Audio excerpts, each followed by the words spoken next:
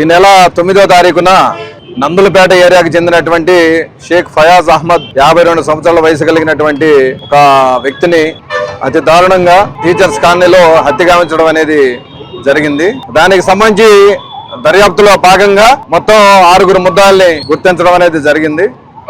అందులో మాకు రాబడిన సమాచారం మేరకు ఈరోజు మొత్తం 5 ముద్దాయిలు ఇంక్లూడింగ్ వాళ్ళ లేడీ కూడా అరెస్ట్ చేయడం అనేది జరిగింది.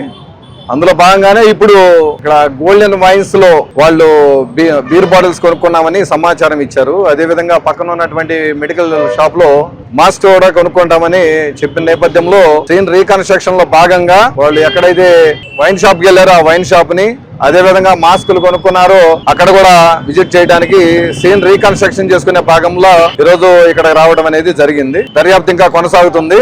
రేపు గౌరవ డిఎస్పీ గారి ద్వారా ప్రెస్ మీట్ కూడా కండక్ట్ చేయడం అనేది జరుగుతుందని తెలియజేస్తా ఉన్నాం. దీని మీద ప్రజలకు అవగాహన ఏంటంటే ఎవరు కూడా ఎవరి జోలికి ఒట్టి పుణ్యానికి వెళ్ళకూడదు. అనవసరంగా గ్రూపులుగా గ్యాదర్ అయిపోయి అమాయకులైనటువంటి ప్రజలపైన దాడులు దుర్మార్గాలు చేస్తామంటే ఎట్టి పరిస్థితుల్లో కూడా పోలీస్ డిపార్ట్మెంట్ గుంటూరు జిల్లా పోలీసులు ఉపేక్షించే ప్రసక్తే ఉండదు. ఎవరికైనా సరే వాళ్ళకి తగిన మోతాదులో కౌన్సిలింగ్ చేసి వాళ్ళ ప్రవర్తన సరయ్యే విధంగా వాళ్ళ భవిష్యత్తులో మళ్ళీ ఇలాంటి నేరాలు చేయకుండా వాళ్ళకి మంచి కౌన్సిలింగ్ ఇచ్చి ఇదే విధంగా మరెప్పుడు కూడా నేరం చేయాలన్న ఆలోచన వాళ్ళ మనసులో లేకుండా చేయాలనేటువంటి ఉద్దేశంతో సీన్ రీకన్స్ట్రక్షన్ లో భాగంగా వాళ్ళని ఇక్కడ తీసుకురావడం అనేది జరిగింది.